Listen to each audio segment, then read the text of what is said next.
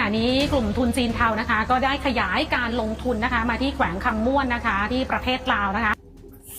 กล่าวสวัสดีครับพี่ทั้งฟังไทยและก็สบายดีพี่น้องเราทุกท่านนะครับวันนี้พบกันอีกเช่นเก่าเช่นเดิมในช่องวันทิ้งทุ่งด้วยนั่งเหลืองตกลุกจีนเท่าเนาะจากแขวงบ่อแก้วเนาะคิงโรมันของเจ้าเวยเนาะตอนนี้ได้ขยายเนาะพื้นที่เนาะไปหาภาคกลางไปแขวงคำม่วนพี่น้องเฮ็ดให้เนาะความวิตกข้างบนเนาะต่อประชาชนเนาะที่มีข่าวเนาะเพิ่นได้เฮ็ดข่าวไปแล้วเฮ็ดให้คนเราส่วนร้ายนี่เริ่มหูแล้วเริ่มเข้าใจแล้วมันบ่คือตะกี้นะพี่น้องตะกี้คนลาวยังบ่ฮู้ก่อนสิมีคิงโรมันเกิดขึ้นมาน่ะคนลาวยังบ่ฮู้พี่น้องแต่ว่านี่เนี่ยคนลาวเริ่มฮู้ย้อนมี Facebook มีนั่นมีนี่เนาะย้อนมีโลกสังคมออนไลน์เริ่มเข้าใจขึ้นพี่น้องการขยายอาณาจักรของเจ้าเวยเนี่ยเจ้าพ่อแห่งเศรษฐกิจพิเศษสามเหลี่ยมทองคำหรือคิงโรมันเนาะที่แขวงบ่อแก้วเทื่อนี้นี่บ่แม่นเพียงแต่การพัฒนาธรรมดาได้พี่น้องแต่เป็นกลุ่มทุนขนาดใหญ่เนาะกำลังขยายพื้นที่สัมปทานที่สำคัญเลยก็ว่าได้มุ่งหน้าสู่แขวงคำม่วนได้บาดนี้พี่น้องซึ่งอยู่ในใจกลางประเทศลาวแล้วก็ติดกับประเทศไทยพร้อมการขยับขยายครั้งนี้หมายถึงหยังพี่น้องลูกหลานลาวนี่จะต้องเผชิญหน้ากับหยังในอนาคตเนาะพวกเราฮู้จักคิงโรมันเนาะกันดีเนาะในหลายๆคนก็ฮู้จักดีมันคืออาณาจักรที่เติบใหญ่อย่างว่องไวภายใต้สัมปทาน99ปีในแขวงบ่อแก้วพี่น้องเป็นศูนย์กลางการลงทุนขนาดใหญ่ทั้งโรงแรมเนาะคาสิโนและก็สนามบินแต่ก็มาพร้อมกับข้อคอรหาอย่างหลวงหลายโดยเฉพาะประเด็นอาชญากรรมข้ามชาติแก๊งหลอกลวงสแกมเมอร์พี่น้องแล้วก็การฟอกเงินแล้วก็สถานที่เหล่านี้นี่ยังถือตกเป็นบัญชีดำจากตะวันตกแล้วก็ยุโรปพร้อม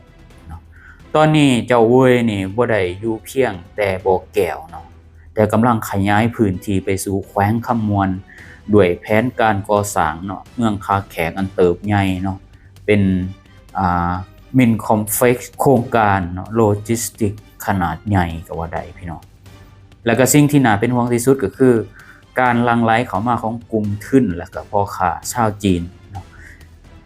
จีนจะเข้ามาควบคุมเศรษฐกิจเนาะเมื่อมีการสร้างคอมเพล็กซ์ขนาดใหญ่เนาะตลาดห้างค้าบริการธุรกิจเนาะขนาดหน่อยหาใหญ่หรือกลางเนาะจะถือกลุ่มทุนจีนเนาะเขามาครอบงำคนลาวส่วนใหญ่เนี่ยอาจจะกลายเป็นเพียงลูกจ้างก็จะต้องถูกเบียดเบียนเนาะจากพื้นที่ทำมาหากินของคนลาวเดิมจะเรียนให้คนลาวเนี่ยจะขาดเสถียรภาพทางด้านเศรษฐกิจเนาะในอนาคตอย่างแน่นอนคำถามเนาะที่พูดขึ้นมาทันทีเลยเนี่ยเพราะว่าประสบการณ์เนาะจากพื้นที่อื่นๆในลาวเนาะสิให้เห็นว่าการเข้ามาของกลุ่มทุนต่างประเทศเนาะขนาดใหญ่แบบจังซี่เนี่ยมักจะมาพร้อมกับชุมชนชาวจีนบ่ว่าอยู่ไสก็ยาเนาะสิมักมีชุมชนชาวจีนไปสร้างปัญหาเห็นมีคนไทยเนาะเป็นยูทูบเบอร์ดังเข้าไปถ่ายมีการแบบคมคู่อีหยังบอกภาษาจีนรู้เรื่องคล้ายๆกับสิมีเรื่องนะพี่น้องเป็นสถานที่ที่เติบใหญ่ว่องไวเนาะที่แบบควบคุมยากพี่น้องเหตุใดเนาะจึงยากที่จะควบคุมเนาะคำถามเนาะคำตอบก็คืออาจจะอยู่ในระบบการปกครองนั่นแหละเขตเศรษฐกิจพิเศษเนี่ยพื้นที่เหล่านี้เนี่ยมักได้รับอำนาจเศรษฐกิจในการบริหารจัดการโดยตนเองกฎระเบียบเนี่ยบางอย่างนี่อ่อนแอหลายพี่น้องหรือว่ามีการยกเว้นเฮ็ดให้รัฐบาลกลางนี่เกือบบ่มีอำนาจในการแทรกแซงเลยส่วนหลายเสียอำนาจรัฐบาลท้องถิ่นนี่แหละคือเจ้าเมืองเจ้าแขวงนี่แหละเป็นผู้มีอำนาจโดยกงเพราะว่าหยังประเทศลาวเนี่ยสิแบ่งให้กันแบบปกครองของไผของมันเพราะว่ามันบ่มีงบประมาณกลางน่ะก็สิไผเอาตัวรอดไผเก่งอิหยังเฮ็ดได้เฮ็ดเอาสิบ่แทรกแซงกันเนาะมันก็เลยการปราบปรามอีหยังเรื่องโซลาร์บางหลวงหรืออีหยังก็แล้วแต่มันปราบปรามยากย้อนเหตุจังซี่แหละ